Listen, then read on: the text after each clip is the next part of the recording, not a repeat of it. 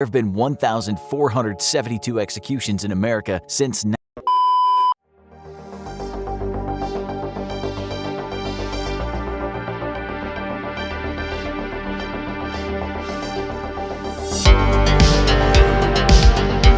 Welcome back to another episode of Requiem Radio.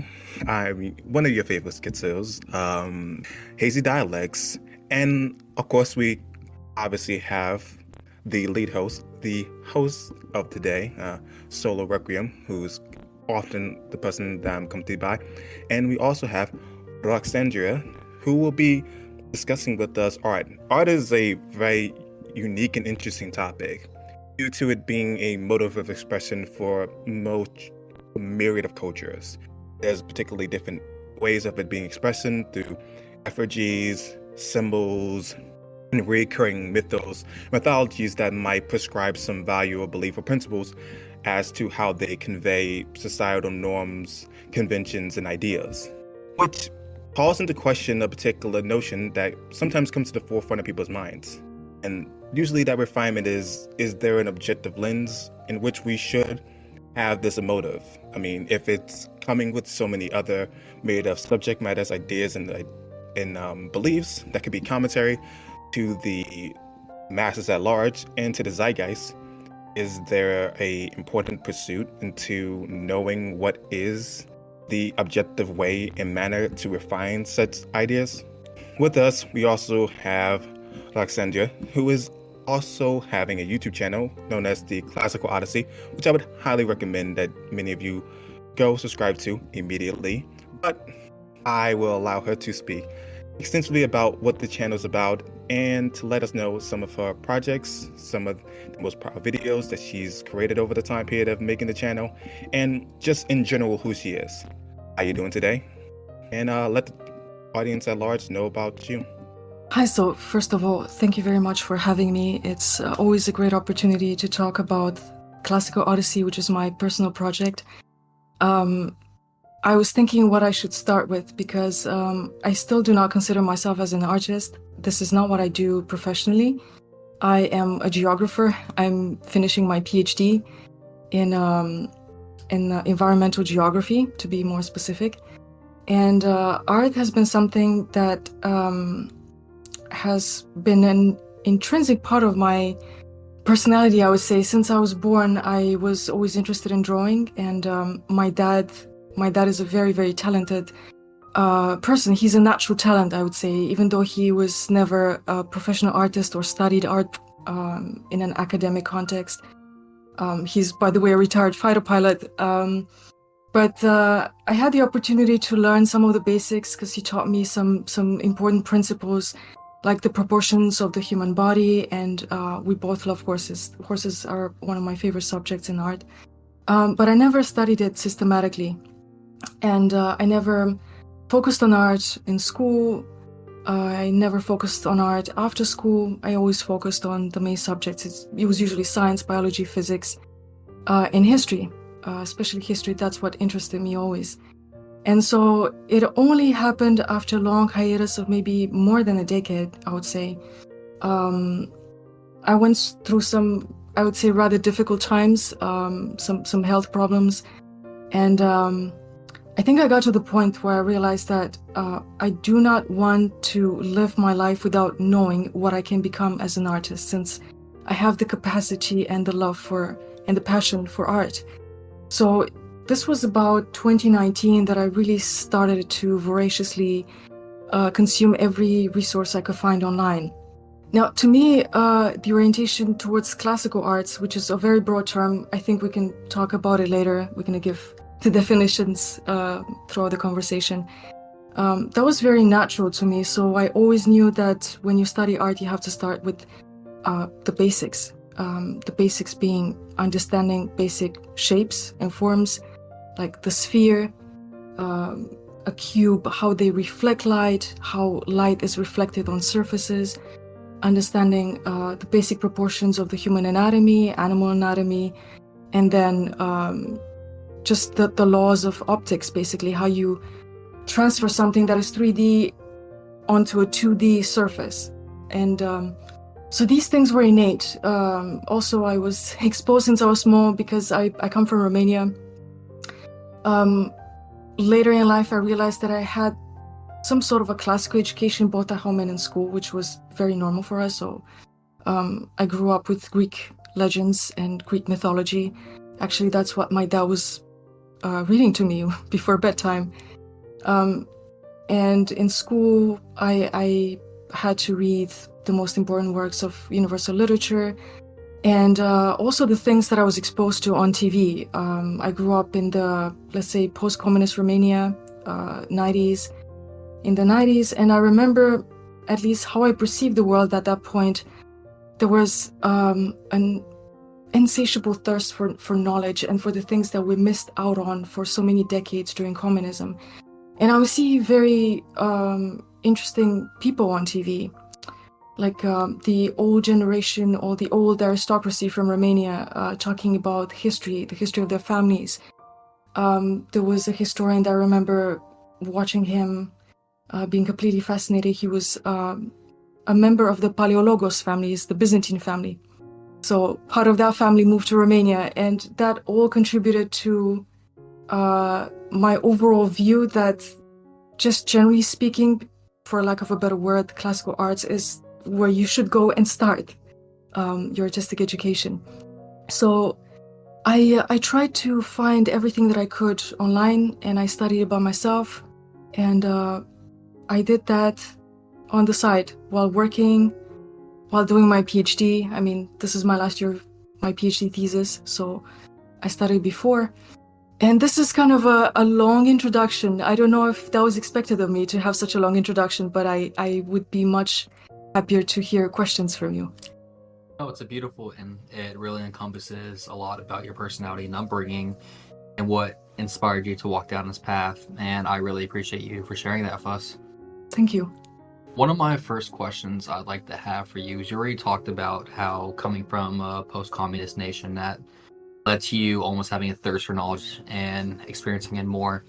And you talked about your father too and helping you with a lot of that. Is there any other people, whether they be like professors or teachers or people you know, that also influenced a lot of your views? It is actually, in fact, the people that I watched on TV growing up. As I said, those people, especially the Romanian historians. And I remember particularly one person. This is fascinating because I never really talked about it, but I was always aware of this. There was a member of the Romanian Academy. He was a renowned neurosurgeon, not just in Romania, in Europe as well. I think he contributed significantly to the field of neurosurgery and neurology. And he was a member of a very old family that was, I think he traced his family back to Vlad Țepeș, which is Vlad the Impaler, known as he's known in popular terms in the world. And he would be invited on TV not to talk about medicine or neurosurgery. He would be invited to talk about history. And I know history to me was always a deep passion, and I had a deep love for history. More specifically so because I had a fascination for ancestry. And that person was almost like my role model. I was always dreaming of being really good in one field, but also being capable of talking about various other fields somehow. So it's kind of a Renaissance person, which I couldn't really define at the time, was a very innocent ideal of mine when I was small. So I was dreaming of maybe studying this and also talking about history, because it's something that you have to know history somehow. And I thought that was normal, but I don't think all kids from my generation had or felt the same impact. But I think my family, I was very, very blessed with my parents, both of them.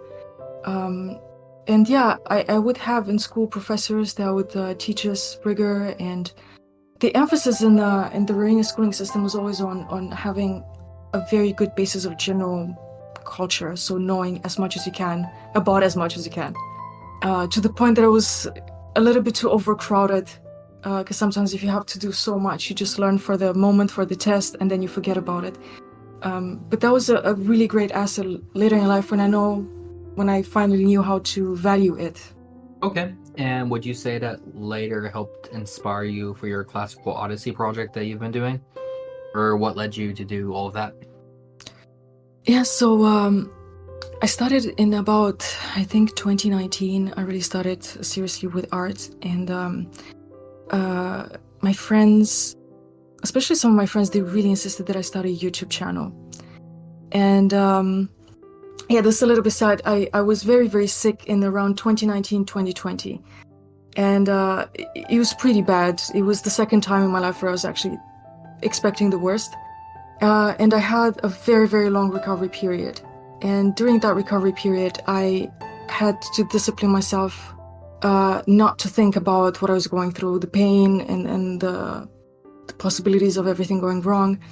And so I imposed myself a very strict regime. I had to have a very strict diet, very strict sleeping hours, and wake up in the morning. I had to read the Bible. I read the Bible.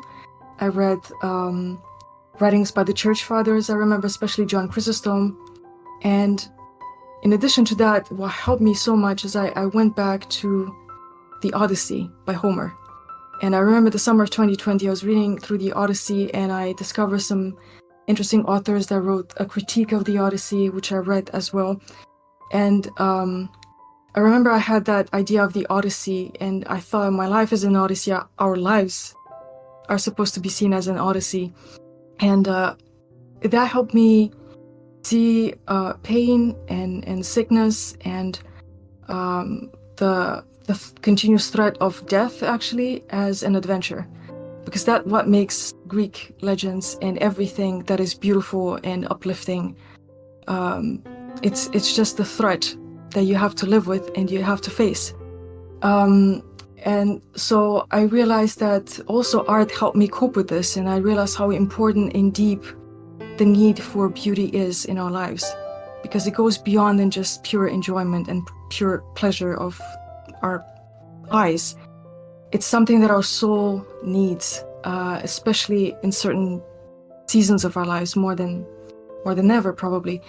And so I thought Classical Odyssey goes really well if I start this art project and I start this YouTube channel, because I'm on an odyssey in my own life. I'm in odyssey to explore art and the history of arts, and classical because that's the realm, the aesthetic realm where I feel at home basically.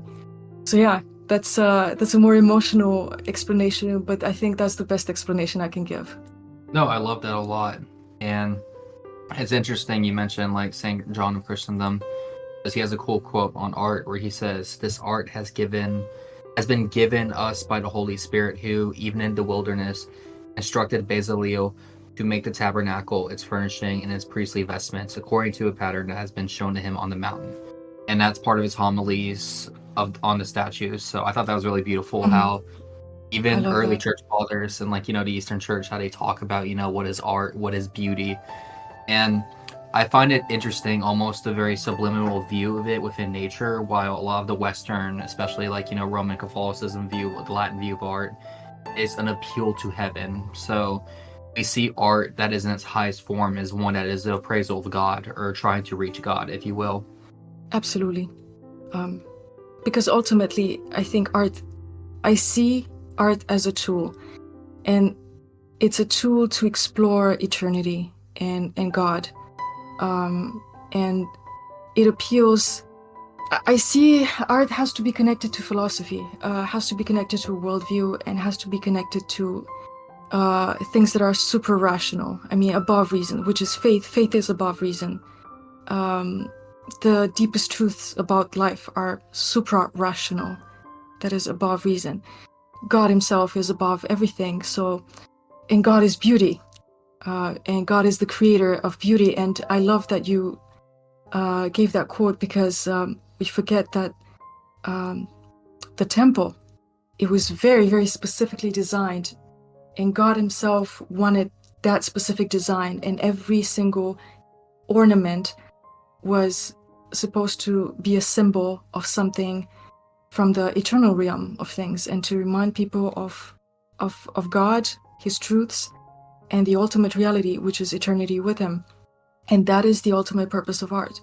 it is an institution, and it's one of the tools we have to enjoy our creator. Thank you. I also deeply agree, and I love art a lot. Especially, I would say is one of the key factors that brought me back to my faith, and I am always thankful for it. But Hazy, would you like to add in any comments at all or any questions? Yes. As someone who's been running the Classical Odyssey channel, when people come to the channel, what is a video that would be a good introduction to your channel? And I would like to ask, what would you consider to be your best work on the channel? A rather difficult question. I might have to think a little bit about it. Take your time. Because I have I think I have some really great interviews with people that I met that have helped me a lot, especially people from New Masters Academy, which is an online platform where you can learn the foundations of art, basically, from whatever you name it, the basics of perspective, design, human anatomy. You have Russian academic courses, you have everything there.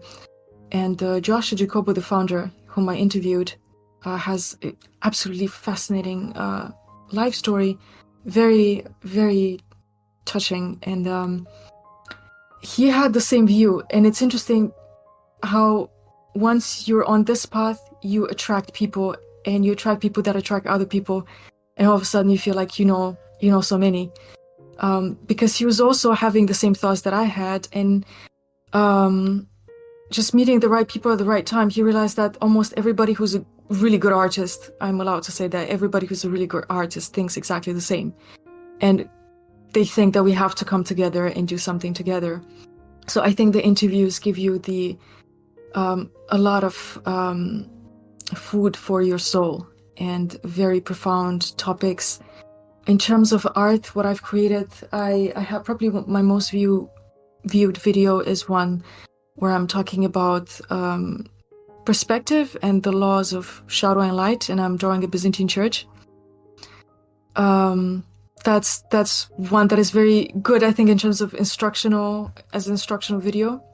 I have many that I'm really attached to, many that I would like to change a lot, because I have didactic, so educational videos, and then I have the videos in which I talk about what I actually think. But one that I'm very close to, I think it's one that I'm drawing, I think my memory fails me, but it is a video where I draw a Syrian church, and I'm talking about nostalgia, which is something that I had to fight, and I still have to fight a lot, because I have a tendency to be too nostalgic, and it's not good. And also the Bible says that it is not out of wisdom to say, like, where are the good days. Now I'm transliterating because probably I'm thinking in Romanian. So you should not romanticize the past, and I'm talking about things that last. Things that last are things that are rooted in love, in agape, the divine love. So many empires that we look up to have fallen because they lost their roots. So many beautiful things have fallen because they lost their roots, but we still have either shadows of their beauty or still their beauty in the ruins because of what they represented. So that's why the Roman ruins, the Greek, Byzantine ruins are still incredibly beautiful, because they had a really solid foundation. And that's something I love. That I, like I said earlier, always have viewed art as an appeal to heaven. And a lot of that does come from like Aristotelian influence. And what I mean by that is that for Aristotle, he viewed art as a perfect form. Or eidos in Greek, as in for form or essence. And that was a central core part of him, where he said, each thing in the world strives to achieve its perfect form. So for something to complete and have an actualized state. So an example, an acorn strives to be a fully grown tree, and that is its perfect form. But something that I really loved a lot too is you see all these empires in history and the art they had, and those were the empires that were usually religious based, that had a appeal to heaven, as I saw. And you look at the reigns of leaderships, such as, the communist is very brutal, it's very ugly, it's very methodical. And it's because they do not have God at the center of the art. They have the man, the self. They put themselves above God, and that's the consequences. Where it's a very bleak, depressing, gray setting. And we're going to get into the topic of like, can art be objective or subjective? But I've always said it's subjective. And my reasoning why is because without God, you cannot have a justification or grounding in art because you have no perfect being to appeal to. You have nothing of perfect beauty to point to. It would just simply be a menagerie of your own personal opinions at that point. And which is why I find art to be so important, especially for people who were either philosophically or religiously inclined. But do you have any thoughts on that?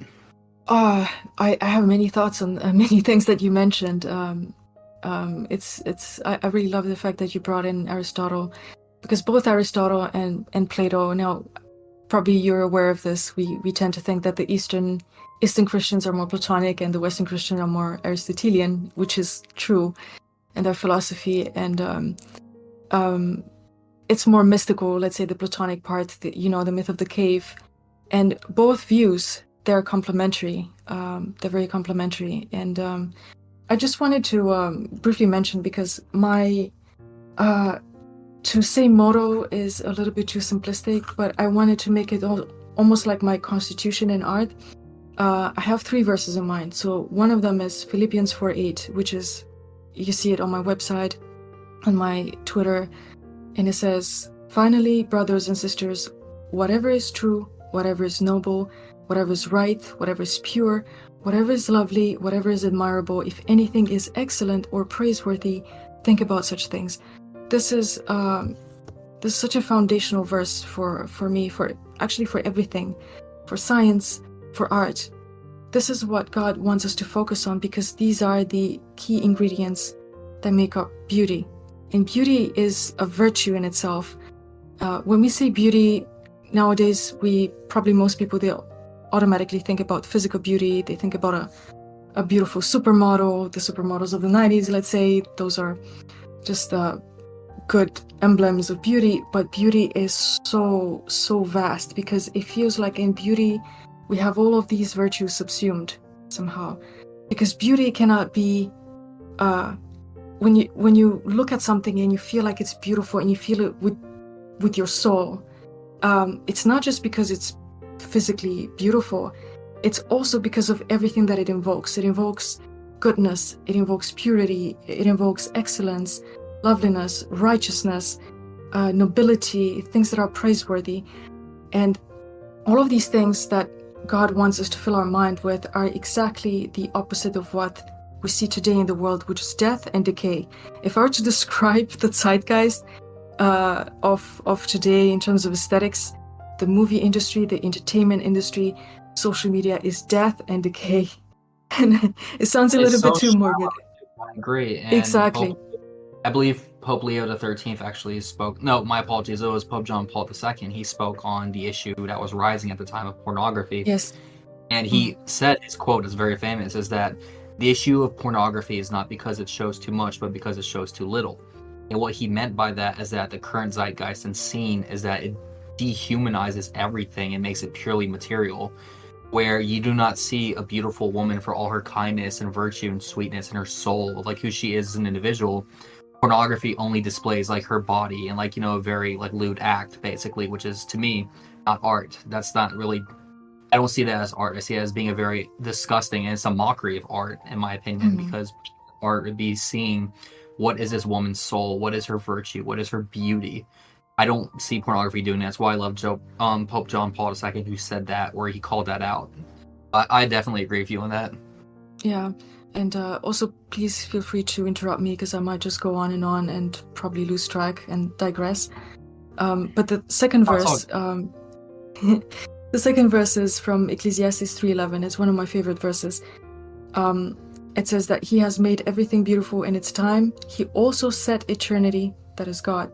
He set eternity in the human heart. Yet no one can fathom what God has done from beginning to end. So we don't have the understanding of how. But every single human being, every soul that was born, had the thought of eternity. And this to me is one of, like, I had this idea that this is a good argument for the existence of God. But I'm digressing, gonna put it to the side for now. But the fact that we have eternity in our hearts is something innate to every single culture. That's why we look at the Greek classics the classicists from the let's say the golden age of Pericles. We have all the beautiful classical Greek statues, and then we have the Hellenistic, which is more dramatic, more dynamic in style. And we look at them and we feel the sense of awe, and they make us think about perfection. And that's why art is an asymptotic odyssey of perfection and real beauty, which is perfect. And that's because they understood that, and they found a method, because they found some things like mathematically accurate proportions give you a very beautiful figure to look at that looks amazing from every single angle, and is still a mystery even today how they managed to create that. So this is something that is God allowed every human being to have. We're born with this knowledge of God. We're born with the knowledge of eternity.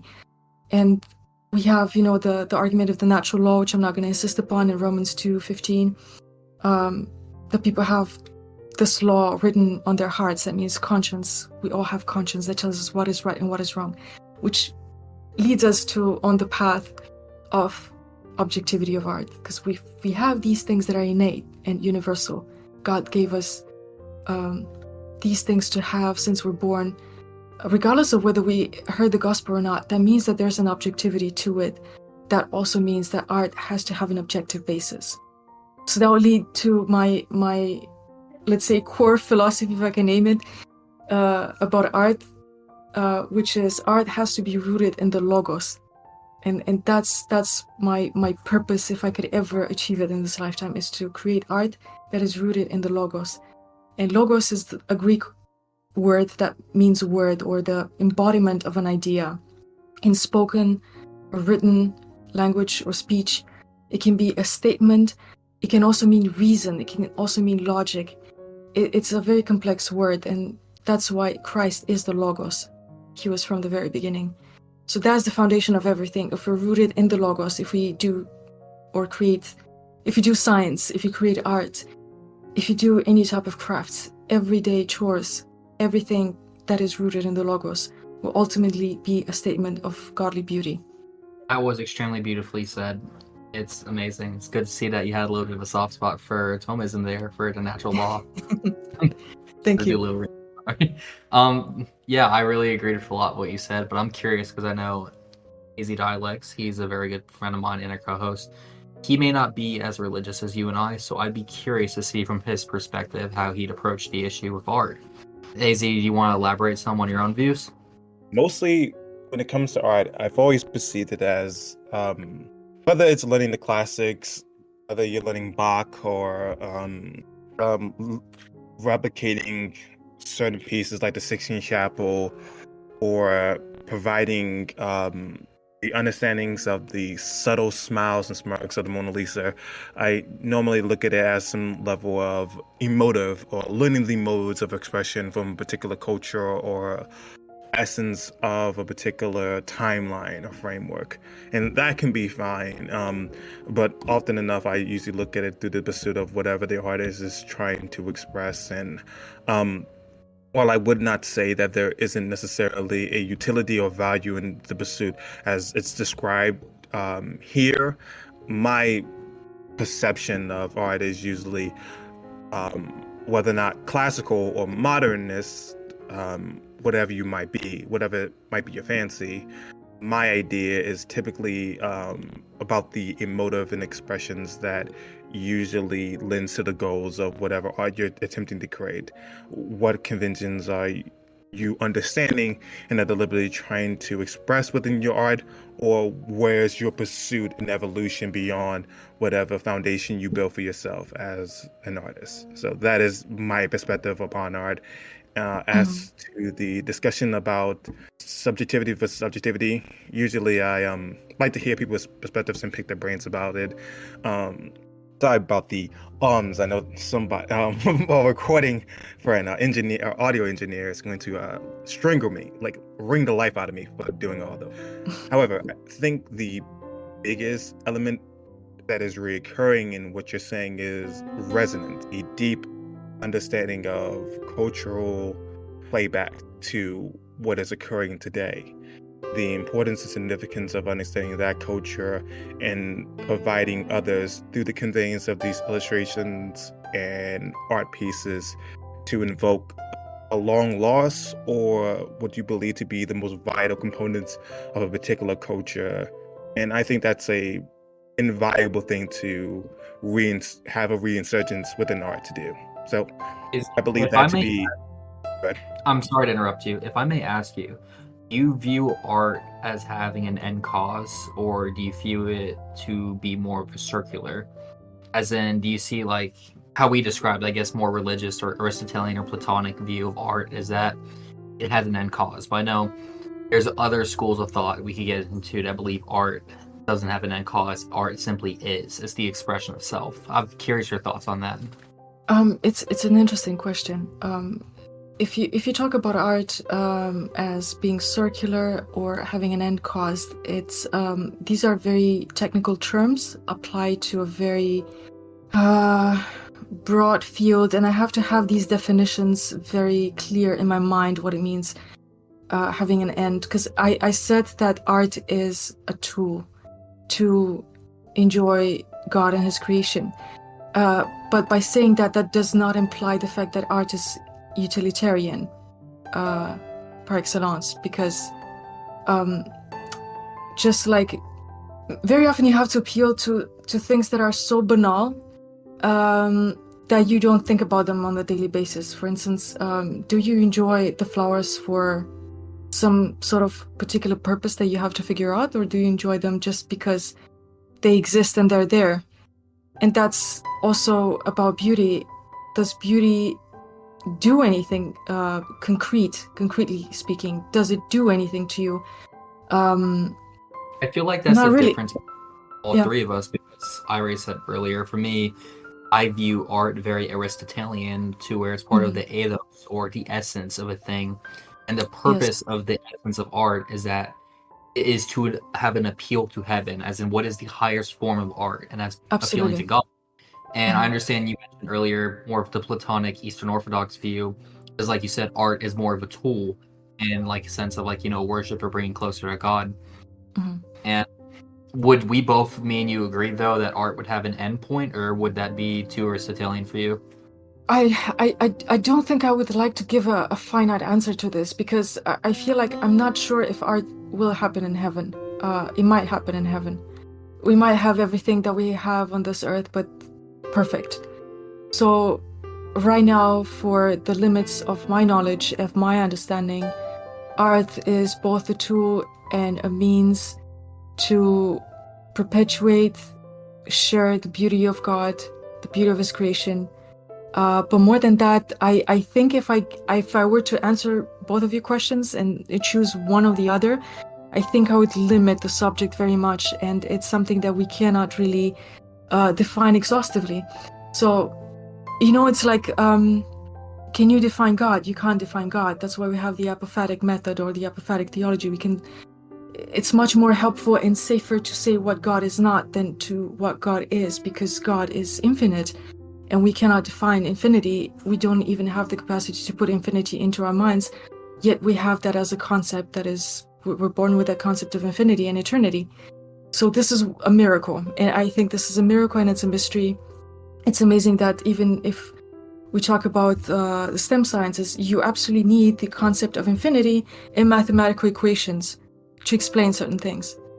So it's such an huge necessity, but can you give me an absolute definition to it, or give me a finite answer to it? No, you cannot. And this is what's fascinating, because you get into that philosophical gray zone. It's like, are our minds limited because our brains are limited? Obviously, I believe that our minds are above our brains. That's something else. And if they are limited, because obviously we're limited beings, how can something unlimited fit into something limited? You know, it's that kind of circular reasoning there. This is why I love so much conversations with my Eastern Orthodox brothers and sisters, because you guys appeal a lot more to the mystifying aspects or elements of God and of theology, while the West is more interesting in, like, you know, what is us trying to discover the reason or what are the purposes of these things. And I love seeing To me, even if there's like a disagreement, I just love seeing the conversations that come from that. It's really beautiful to me. It's really beautiful because we need both. I'm really sure we need both. You can't have one without the other. They need to be balanced. Yeah. Hazy, sorry about that, man. You were going to say something? In an attempt to reiterate the question, I'm assuming that you're asking about the ultimate aspirations of art, if that is correct. Like, if you could just reiterate the question one more time. That's kind of like, what is art type thing, I would say. Like, what are aspirations of art? Where myself and Alexandra, we had our views. I'm curious of yours.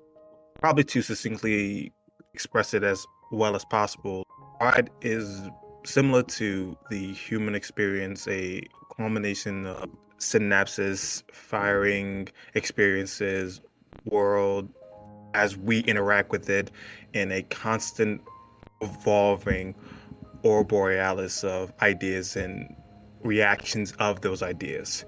It is a continuous interlocking of that life experience from the death and even on, because art can in of itself speak about a person beyond the death and even give life to that as itself, bring artistry to what is beyond life and what it means to speak to this finite encapsulated time period of existence, no matter what way we articulate it to ourselves. And I think continuously ensuring that that mode of expression stays at the crux of whatever art is important, which is why the delineation of something, for example, AI art, is more like a stagnant picture that is shuffling around a macabre, almost Cronenbergian image before you. There's no emotive, there's nothing to speak towards or understand. There's no human essence to it all. There's no experience to derive from to even ask about as to where the conclusion comes from. It's similar to a sentence that's scribbled onto the wall that is placed out of order, and yet you can never ascertain its understanding. It's confusing, and unfortunately it doesn't give us anything more to speak of, which is why I have my personal disdains for that advancement of technology. It seems a bit inevitable, but say what now? But I was asking, so you personally view it as like a subjective notion or being is what art is? I think it's a constant commentary of the subjective finite existence of humanity and what they make of it, continuously finding refinement ways of going about exposing ourselves to each other and the existences of particular places within time, and the constant reminder of moments and years gone by. So if there was any other ways to express as to what art is, that is usually how I look at it, as a mode of expression, and even the refinement of certain talents and abilities are often pulling from a particular time period to evolve it into their own psyche, to express it in a new tapestry for the modern day audience. So that is my idea of what art is.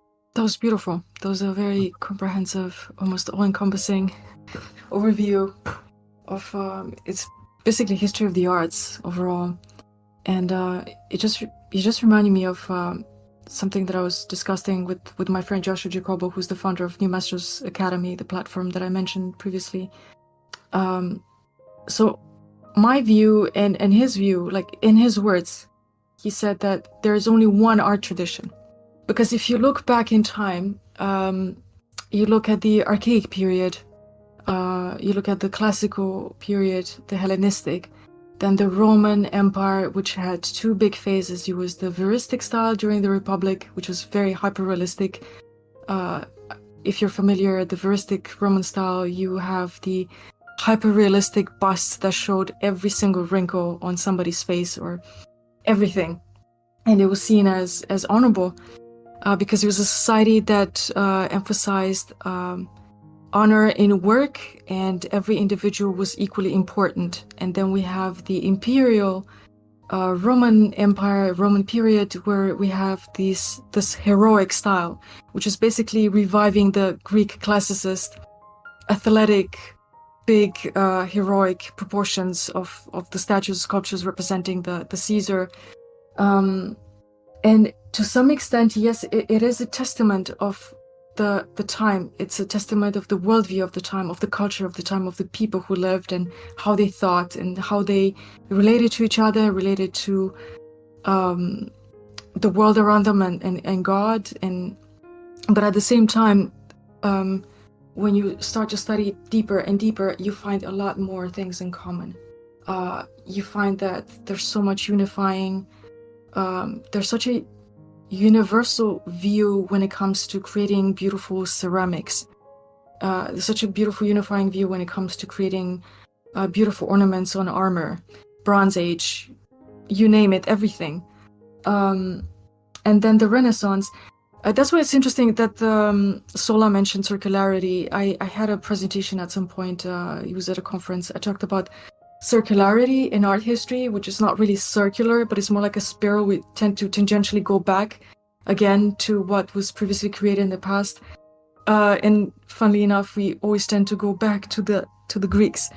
The Renaissance was a period when people went back to what they consider to be a lost art. We need to go back to the big, unattainable standard, almost unattainable standard of the Greeks, because that is where we should aim. That's what we should aim at. And we didn't have for so long. And then we have the Baroque period that is very similar to the Hellenistic period. And then we have everything that followed the Baroque period. And we go to the Romantic, the Raphaelites, the pre-Raphaelites. And it's repetitive. Because the more you go deeper and deeper, the more you find unifying leitmotifs, themes, and approaches that are universally pleasant to the eye. And it's very interesting because that is to say that beauty is not a simplistic term by any means possible. It's very complex. Even though I stand for the objectivity of beauty, I also stand for the complexity of it as a concept and the impossibility of giving it an exhaustive definition. And I was thinking about this lecture I had. It's more of a presentation. It was at a conference at my university. And the topic was the circularity of art history. And I call it circularity of art history because I couldn't find a better word to define it. Because when you look back at art history, there's a unifying thread. You have the classical Greek period, and then you have the Hellenistic period, which is based on the classical period, and then you have a gap in the Middle Ages, and then the Renaissance, which is a time when the philosophy was to go back to what was perceived as to be an unattainable standard, but the perfect standard, the classical Greeks. And then everything that followed after that, the Baroque phase, which very much resembled the Hellenistic period in ancient Greece, and then everything afterwards, the Raphaelites, pre-Raphaelites, the academic style of the 19th century, everything seemed to go back to the same leitmotifs, underlying themes, because they all recognize that there are some things that work universally. This approach will work no matter the tools, no matter the mediums I'm using, no matter the topic I'm touching upon or the theme. So it is very difficult to say right now in this conversation what exactly it is, because I can identify in certain paintings, I can identify it in the work of a very specific author, but there are things that are unifying and universally pleasant to the eye in everything that we see in art history. The repetitive patterns in cave art, in ancient ceramics that date back to 4,000 years. No matter where you are on the globe, even in India, they had a classical phase. And I'm sure India had a strong Greek influence in terms of its classical art through Alexander the Great. I'm also digressing a little bit. But you find things all over the world, the more you go in depth. I'm you glad you find mentioned things that that. are universal. Yes. Yeah, I'm glad you mentioned to Roxandra. I'm sorry to interrupt you, but No, please do. Hazy brought up earlier how Hazy viewed a lot of art as being almost like things that are pleasing to the eye for people, like things that like light up our receptors and stuff. And although I could actually ask Hazy a little bit more on that if it's more of a materialist view of art, but it's definitely makes sense though, like a very basic grounding and founding, because I think it's something all three of us can agree on. Art is what we see as beautiful. like we don't look at ugly things and find enjoyment in them necessarily. All things have some form of beauty in it that we find pleasing or enjoyable. Hazy, would you like to comment on that as well? Notion is, I don't know what's going on with the internet, unfortunately, but you're speaking about the utility of art again. Sorry. Yeah. Question? I guess all of us are having some difficulties with internet. It's fine. We'll get this cleaned up. I was asking you the question because she was bringing up how art, at its core essence, is something that's beautiful. That something is pleasing for us to look at. And you were mentioning earlier when we asked you to define art, you're saying like it's something that along the lines make our receptors go off, and it's like an expression of what we find beautiful. So I just thought that was interesting. Yeah. In terms of beauty, I think there's a myriad of facets and fascinations that come from the human psyche. I think sometimes Eritrean horror, something to that effect. I hope I'm saying that right, but that is something of the Cthulhu's, the gigantic creatures, the almost irrecognizable horrors that dwell within the psyches of our minds, but also serve as a commentary of the expansive and almost inconsequential nature of our existence and how that can create an existential dread, which is something I find to be a bit endearing about that sort of art. And it doesn't exactly emote the notion of beauty or something it's not eye candy, it's not eye pleasing, but at the same time there is something that is being expressed as an idea of sorts that I believe to be inviolable in terms of it needs to be expressed because it allows us to understand more about who we are in some regards. Okay, thank you. Alexandra, would you like to add anything on that? And if not, I want to pose you another question as well. Sure. I was trying to put my thoughts in order because I had several thoughts at the same time, and I was thinking it's very important to, as human beings, and I'm very often exposed to this when I talk to students where I have to have a presentation at a conference as a scientist. I'm talking now as a scientist. It's very common. I'm not referring to you guys, not at all. Just to the general audience. It's a general tendency today, especially because of the way academia is formed, to be focused on specialty fields, specialize in something narrower and narrower and narrower. You tend to have a simplistic mindset about things. So our minds usually tend to simplify things. You think in sectors. Okay, now I think in this sector, now I'm switching to this sector. When in fact, everything is interconnected. That's why we talk a lot about interdisciplinarity nowadays, because we realized you can't know anything about anything if you only specialize in that field. You have to have the bigger picture in mind so you can understand that particular element. So the same thing about beauty is also eye candy. Beauty is also something that is pleasing to the eye and is also something that is so great that it's telling us about the deeper truths of God that words cannot express. So it's the whole spectrum of things. And sometimes it can be also easily explained by looking at nature, because I think nature is the standard, and looking at the patterns in nature is what makes art good or not, something that it's beautiful or not. And I'm not excluding abstract art, because abstract art, I love it. It can be amazing. But it has to have an intention, it has to have emotion, it has to have intellect, and it has to have some sort of rigor in terms of technique. So if you look at nature, you have the golden ratio that the Greeks exploited to perfection. And when you think about Greek classical statues, if you think about the beautiful athletes, those sculptures, they're not just made because that leg looks nice in that position, or the body is longer proportionate to the head. No, it's mathematical. Everything is mathematically calculated. How big are the thighs? How big is the torso? How wide is the torso? How many times does the head repeat the length of the head and the length of the body? It was mathematical. My apologies. No problem. And that's what I wanted to say to conclude. You have mathematical equations and formulas that describe reality, like the shells, the seashells, the snails. You have the Fibonacci sequence. You have the Mandelbrot equations.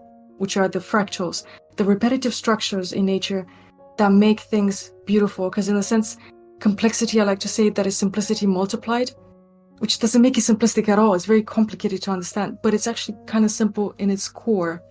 So I hope that I didn't digress too much, but I wanted to emphasize that the spectrum, the bigger horizon of beauty. I think one of the fascinating elements about nature and beauty is the incidental facet of its existence, something that can be admired so extensively that we want to understand functionally how to re-illustrate it on paper, how to find some way to take that period of time and immortalize it in illustration.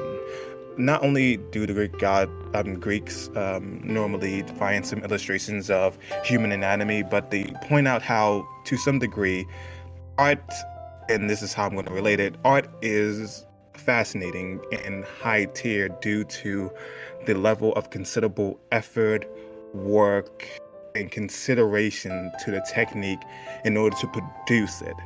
Such meticulous and such passionate rigor creates something that is almost indistinguishable to real life, that it almost seems photogenic in nature. This level of appreciation of art and nature in of itself exists external of the artist as well. When we look at art, when we look at just nature in general, we can often think of it as having this same sort of meticulousness to it, and thus see value in nature due to its existence that feels extremely methodical but is incidental, at least in my purview, and that can be beauty in itself. Or one could, by a theocratic or theist belief, also prescribe that art is an artist in of himself. So, that's a bit of an interesting parallels between those two things.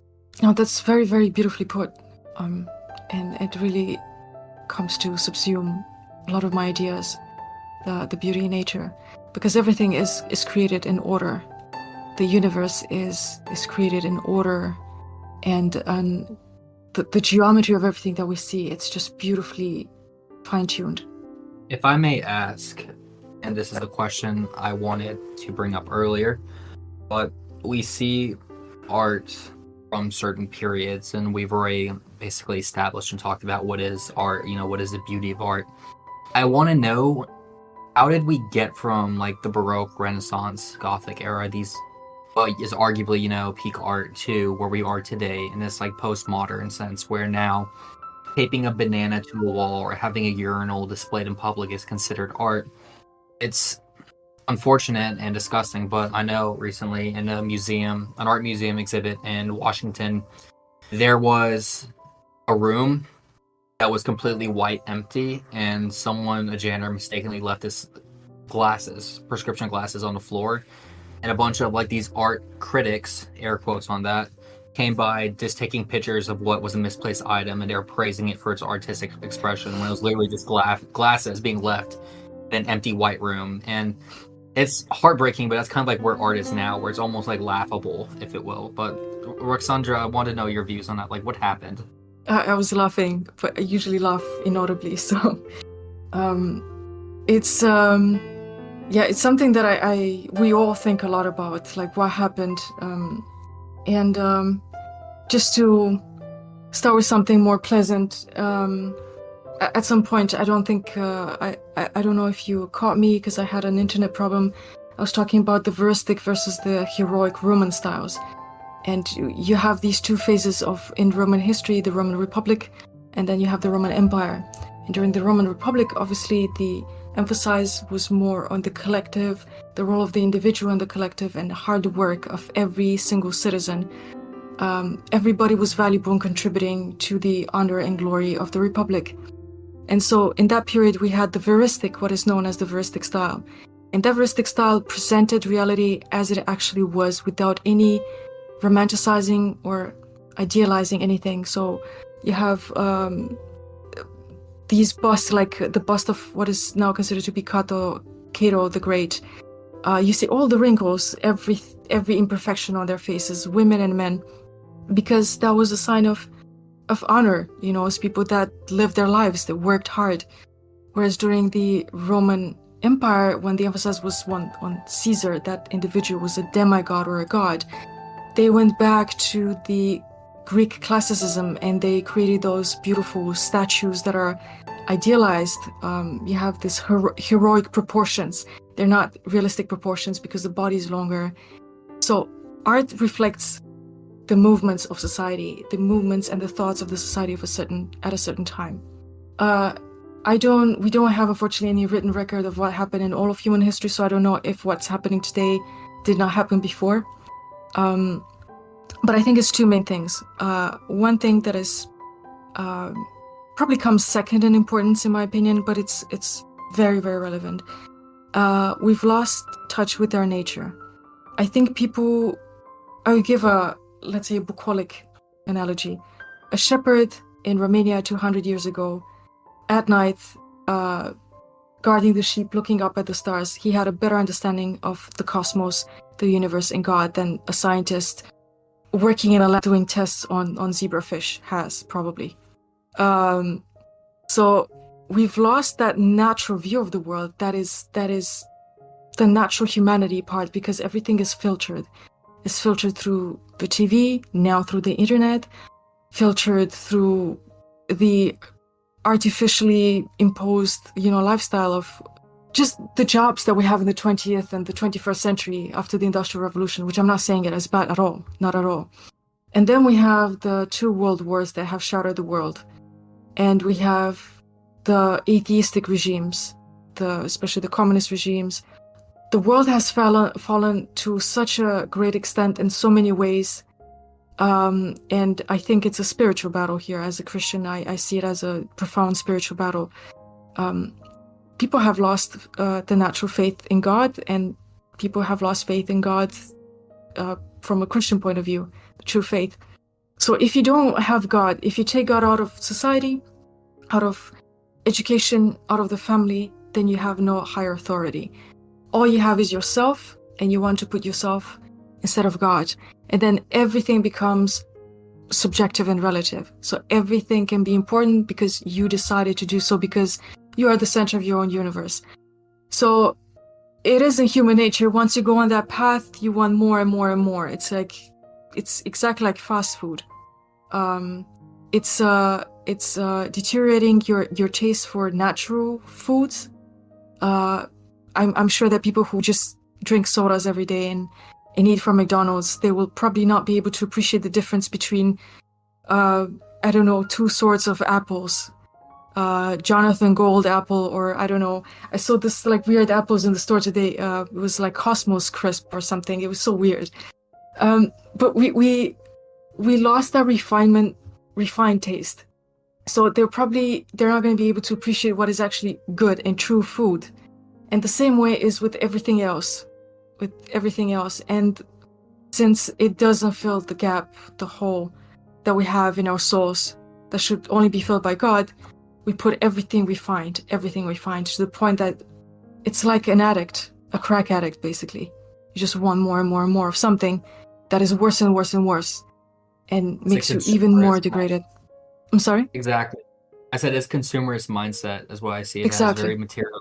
And it reminds me of a G.K. Chesterton quote that he was speaking about atheists, where he said, the issue of atheists is not that they cease to believe in one thing, but that they fall to believe in everything. As in, if you do not have a groundation in God and your life, you simply, like you said perfectly, it's just a self. It's all these things like that. And a self has a natural innate urge to follow something of a higher purpose or power. So for us, it's very easy. That's God. That is our groundation.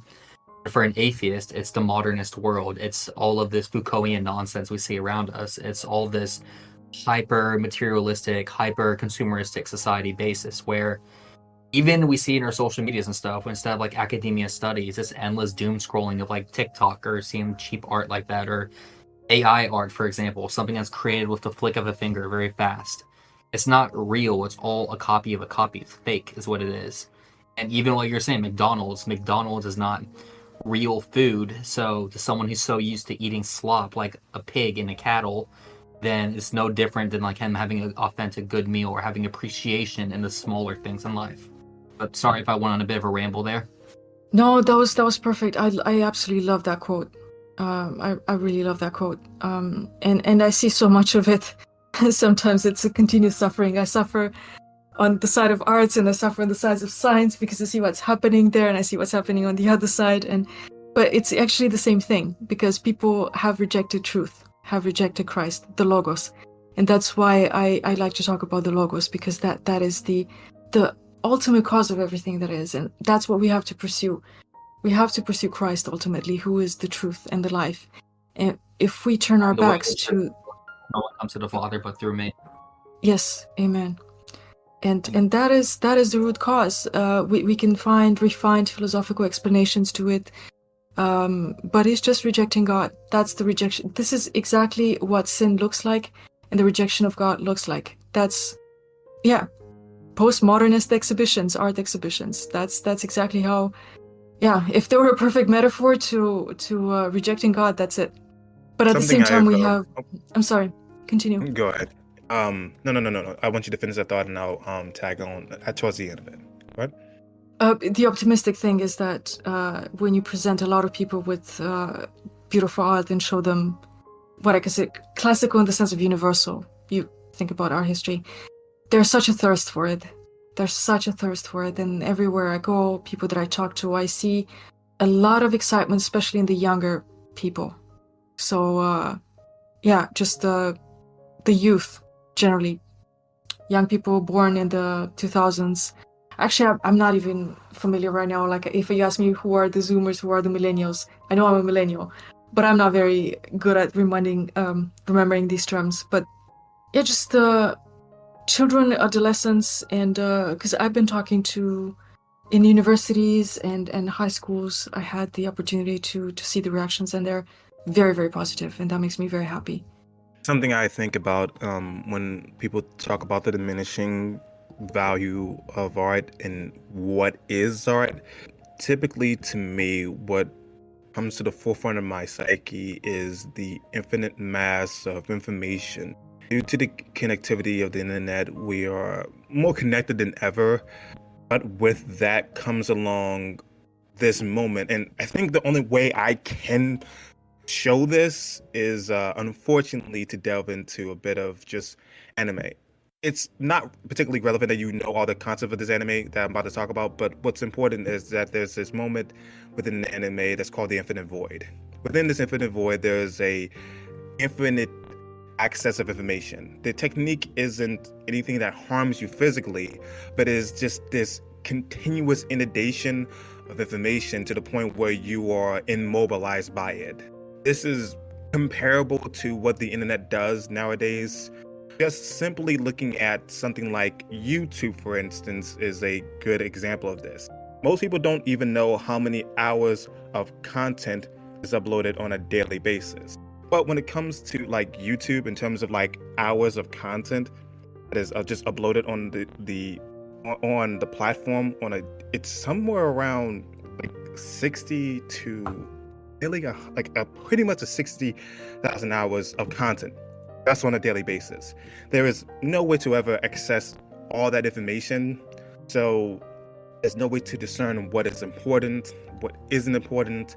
And typically it requires that you forfeit your vetting of information to particular sources. As much as people might talk about the bastions of older media, there was a particular vetting system that we often relied upon. There was your local news. Everyone participated in it. There was an intimacy to the knowledge of it, and everyone was aware of those ongoings. That was what you had to know about, and that sufficed. But most people can't really conceptualize having 300,000 people following them at any given moment that will probably lean upon the word or be able to anticipate how they react to the world. So we're currently in a landscape, a digital landscape, in which our minds weren't really accommodating for, at least in terms of mental elasticity. So when we often look at the value of art, most people are less intrigued or interested about the message or what is being created, but about the masses at large and how to maximize the people who will be in front of it. It's less about And if that is the end goal, the numbers, statistics, things of that nature, then everything else naturally, only logically so, becomes secondary. Therefore, rage bait art, rage bait, internet points, links, things of that nature, headlines are read out to you because it draws your immediacy towards it. Deliberately antagonistic statements that are made with falsehoods without any research or citations behind them draw your ire solely for the purposes of ensuring that it gets out to the most amount of eyes possible, resulting in people getting their satisfaction of telling someone they're stupid, they're dumb, they're unwitty, unchallenging, but comes at a cost of losing some level of power, which is a rule of power that control can be given to another person through this perception of stupidity. Ultimately, suffice it to say that a diluting of art comes from this constant inundation and this inability to evaluate everything. If I was to put in front of you 1,000 apples that needed to be feathered to ensure that they all had the same health and nutritional value on a regular basis, it's only inevitable that someone's going to cut corners, and it's going to be more. It behooves somebody that this happens more often than not on a regular basis. So, suffice it to say, I think that's probably what is going on with art, and it's a bit of a commentary on like the participants of art and how the value of art is often numerized. It's like numbers and mostly diluted into statistics and numbers and that sort of element. So that's what I'm thinking. Sorry if that was a bit of a ramble. I hope that got across the idea that I meant to get across, but that's just my ideas on it. Oh no, you brought so many very, very important points that are worth another podcast, I think. You should make another podcast on that topic specifically because it's about... That's what I love about Hazy. He gets really deep into it sometimes, but definitely... He is. He really is. I'm very happy about it. So there's a lot of things that were brought up, and it's the... we're overwhelmed with information. How That's about we try one problem. to get a point at a time? Hazy, what do you want to be the first point, what you said to be addressed? Because like we could break it down, discuss it, but that was just a bit a lot. I think the recurring idea that I was speaking towards is the ability to vet what is and what isn't quality art due to the amount of current participants in the digital landscape. Yeah, it's the digital landscape is a very it's a very important issue to talk about, not just in regards to art, but lifestyle and everything that dictates what most of the people in, let's say, Western world, how they choose to live their lives. We think that we have an overwhelming amount of information, but we actually don't. We have an overwhelming amount of opinions. Information is not really filtered. If you want to be materialistic and if you want to be a reductionist, information is not everything. You need matter and energy in order to have anything. But that's a side point. But it doesn't really reflect the real world, because there's real people with real tastes who are able and capable of seeing what is good and what is not good. And they will go outside, talk to people who share their opinions, organize exhibitions, organize events. Those events exist somewhere, but they will never have the popularity that things that are cheaper have. Because I wish I had a softer word, but it's cheap versus refined. It's not about price, it's just about quality. I don't even know how to put them. Yeah, it's quality compared to quantity, quality to quantity. Exactly. So it's also probably something that people, the popular influencers, they know how to exploit. These things that are easy to digest, they don't require much thinking, they're easy to consume, either intellectually, emotionally, or visually. And so they exploit that part. Whereas when we talk about something that is, okay, we have art that is per se good, is good by all possible criteria that we talked about. I for instance, I collect traditional ceramics. There's some beautiful geometric patterns that are just very, very simple. They're so beautiful. I don't have to think about deep issues of life when I look at them. They just look beautiful in my shelf on my shelf. But there's things like La Pietà, you know, the beautiful work by Michelangelo. These are life-changing things, and even if they're not life-changing, they make you think about very deep things, and they make you be introspective. And I think this is what one of the diseases of our times is, the fear of looking into yourself and just taking responsibility for your life. And that's why this noise is so addictive, because it distracts us from the things that are not very comfortable. Asking yourself, which is supposed to be a basic question of life: what is the meaning of my life? Where did I come from, and where am I going? If you address that on TikTok or Instagram, you just look at it as a weird fossil. Where you're coming from, like, what is wrong with you? So yeah, I think I digressed a lot. I don't know if I really answered the question, but You did. That was a good answer. It's kind of like homaging to back what I was saying earlier, how my critique or issue of a lot of postmodernism and art is that everything seems to be a copy of a copy of a copy. It's very false or fake. It's almost, for, I know photography people who listen to this podcast will enjoy this, but if you take an image and you photograph that image, and then you photograph the image you just taken, and you keep doing that again and again and again, it's eventually going to get grainier and grainier and grainier, being a cheap reflection of what it used to be. Yeah, that's a very good analogy. It's a really good analogy, and it's very difficult to talk to people who consume, let's say, it's a very unnatural term, modernist or postmodernist, because it just simply refers to the time we live in. Postmodernism is also very weird, because every phase is finite. We're supposed to be modernists as long as we live right now. Everybody was a modernist at a certain time, so these are very unnatural definitions, I would say. But anyways, like, postmodernism is supposed to be a rejection of truth, of objective truth, and as we said, probably got lost. I'm sorry? Alexandra, to put it politely, I say postmodernist and modernist as a polite term. I have a lot of colorful, creative ways I call them. And to put it bluntly, I say they are the utter abomination and rejection of God itself and all things holy. Yeah. But that's just my view of them. But I try to not use that terminology much, because I know it puts some people on edge, but that's how I really believe in postmodernism. And I blame a lot of thinkers like Foucault and those guys like that. Yes, Question. absolutely. Let's say someone were to put a postmodernist in front of you, and this was them showing their willingness to change their mind or the crux of their beliefs. What do you think is the driving motivation for someone to be a postmodernist, and how would you go about that conversation to perhaps move them from that position?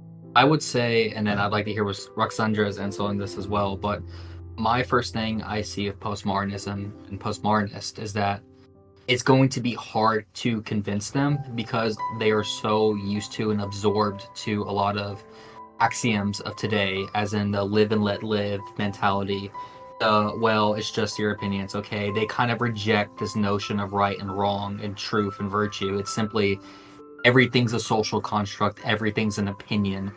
So to work with them, you'd first have to establish a groundation of what is truth. You need to show them, like, the logos is real. There is a truth, there is a purpose for this, because it's kind of the question you're asking me. You're putting a cart before the horse, because we have to start back way further to be like, okay, do you agree with these notions of truth? Do you agree with these principles? And you go forward from there. And that's one of my biggest critiques to the Age of Enlightenment, is because they thought, okay, let's rip out the heart of man, which is God, take away God from man, and let's put a little band-aid over that and call it reason. They replaced faith for reason, thinking that would make people more virtuous and good, when it has done nothing but it caused disastrous consequences for man. And that's a lot of my issues for it. But Roxandra, would you like to add on to that as well? Oh, I completely agree with what you said, and it was so beautifully put and so coherently. It happened that I very often talk with, let's say, postmodernists in terms of their worldview, and it's exactly what you said. If I had Marcel Duchamp, for instance, the one who created the famous urinal, and other abominations. If he was in front of me and I was trying to convince him of the opposite, I think he would not go anywhere, because it's not a person who wants to find out about truth. It's this kind of art that is based in how should I put it? It's reactionary art. It's supposed to shock you. That's its main purpose. It comes from a heart that, as you said, ultimately it's a heart that rejects God, rejects any higher authority, and a person who wants to live their lives according to their just will. Whatever they want to do, they want to do it. So in order to have a dialogue with somebody, there has to be someone who's also open to finding or learning about the truth. And if they rejected it from the beginning, you're just throwing pearls to the pigs. Exactly. I think, I shouldn't feel bad for using this Bible verse, because this is exactly one of those situations where you have to have a lot of discernment. We have to pray for everybody, of course. We have to love everybody, of course, as Christians. But postmodern art is just a symptom of a worldview that has rejected God and looks inside the human heart for meaning and purpose and truth, and it will ultimately lead to nowhere. And that's the thing where I say all the times, I have no enemies. My only enemy is Satan. So I do not hate people, but I do hate the ideals that some people support or stand. I have a deep-seated hatred towards atheism. It is the rejection of God and all things that are order. I have a deep-seated hatred for communism. It is the egalitarian notion that rejects the very core ethos of man. I have a deep-seated hatred towards like a lot of these, anarchism, for example, is the rejection of hierarchy in itself. And I don't hate people who subscribe to these things. And same as I don't hate the postmodernists who are making these art. I just feel like they are almost being used as a tool to cause further chaos and disruption. And like you said beautifully, there's a reason I stopped debating atheists for a large portion of my time. I used to do that frequently. I don't, because at the end of the day, there's no point. How do you speak with reason to someone who refuses to listen? How do you speak to someone who rejects the logos entirely? And that's almost synonymous with art. Is how do you tell someone objective art exists when they're already so far into postmodernism that they believe art in itself is just whatever is, good, whatever they personally feels like. And it's really sad, but that's kind of the state we're in right now. It's a state of decay, which I know recently a lot of people are realizing this materialist culture we're having. Sorry if I'm going on a bit of a tangent here, but they're realizing this isn't enough. This materialism, this hyper-capitalism that we're living in is not enough for man. It is a mockery of the human spirit, and it breaks my heart. But it also is a wake-up call for people who are returning to tradition, or trying to return to order, trying to return to religion, and like you said, return to the ancients, the classics, the Greeks, to find out what is art, what is beauty, what is truth. And that is an endeavor or odyssey, as you would have, that I wish all men would strive to do. That was very beautiful. And I just wanted to compliment what you said with a quote from a Romanian philosopher that I really like. And I hope I will translate it well. Without God, human beings are simply social animals that come from nothing and go nowhere, or go towards nowhere. And it's exactly it. And at the same time, the reality is that a lot of these artists that generate millions, in terms of just money, cash, with things that are absolutely ridiculous. These people are very aware of what they're doing. It's not like they truly believe in what they're creating. And I know I have, let's say, anecdotal evidence from friends who work with them or have had the experience to being around them and hearing them talking about their art. They know how to manipulate the public, and it's I don't remember exactly who's the author of the story of the emperor that was walking naked, and everybody was supposed to believe that he's wearing the most beautiful imperial pomp clothes, and there was only one person who saw the emperor for what he was. He was a naked man walking in the markets. So it's exactly what happens today with the consumers. Hans Andersen is the man who wrote that story of the emperor who wears no clothes. Oh, I should have known that. No, it's okay. As I also blanked on it. I just looked it up right now. But Hazy, do you want to add anything, or you got anything you want to say? Yeah, I suppose if we operate with the notion that they are controlled by the masses at large, or inundated with the notion of constantly making art for the purposes of gratuity and not that there is a value in what they perceive to be made, then I completely believe that it is worthwhile to not engage and be willing to just discuss with those who are interested in hearing you out. But I do believe that to some regard, postmodernism, to them at the very least, is often going about the current events.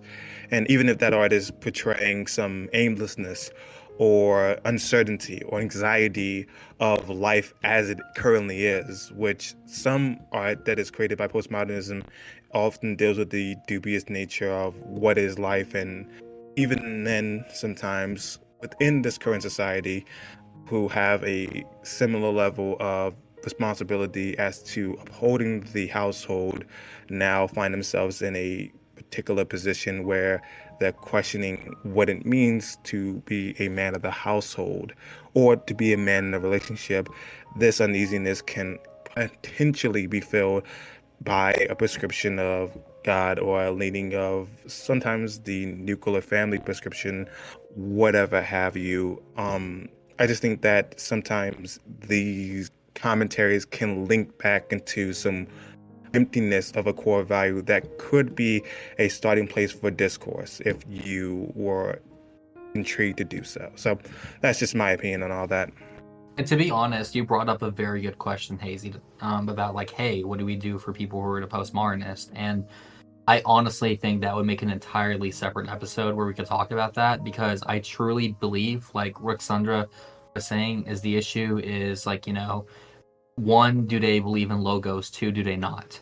Because that's an entire different conversation of like, how do we get someone to see or witness the logos? And a lot of this, I don't necessarily blame people.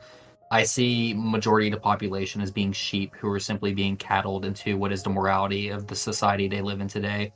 And it takes a virtuous man or woman to transcend and get above that. And that person would either become, in a sense, a god, a lowercase g god, as in they're able to understand virtues, these things, or they will become a beast, as in they recognize it and they choose to counter signal it and drive us further into debauchery and confusion and degeneracy. So true. I think ultimately, if I might add a short thing, is I think we should share, as Christians, we should share the gospel by all means possible, at all times possible, of course. I'm also under the influence because I was reading Gregory of Nazianz. He was talking a lot about how careful we have to be when we talk about God. It's the highest topic one can ever approach, and you should be very careful when to talk about God and how to talk about God. And sometimes you should not. Sometimes, obviously, you should. So there's a lot of wisdom and discernment about how and when involved. But when it comes to people who are atheists, there's honest atheists, obviously. There's atheists that just reject everything just because they're so comfortable where they are. They don't want to have any counter-argument at all. They don't want to hear it. Not that they don't want to hear it and they process and think otherwise, but the honest atheists, I had wonderful conversations with them, and I still have, and they still identify the same things as I see as truths as a Christian, because it ultimately comes to, okay, you have a worldview, and that worldview surely in practice dictates everything that you do. Does that work in the real world? How do you test your hypothesis? Everything that you think or you choose to think in life, test it and see whether it works in the real world or it doesn't work. If it doesn't work, that means it's not true. Things are quite simple if you look at them in that regard. And if you think what did Christianity bring to humankind, and what did any other religion bring? And don't think superficially, just go deep and study these things and see what model works and why does it work. It applies to absolutely everything. So I think if I had a recommendation for anybody wanting to talk about this topic or pursue a deeper philosophical, scientific, or artistic topic, I think this is a good way to start with everything. Test your model of thinking. Exactly, and I'm glad you brought that up because when I was at my darkest, going through my atheist phase, that's something that definitely brought me to the life, was having the opportunity, blessedly, to speak with a priest, and him challenge me on a lot of my views and show the inerrancy in it.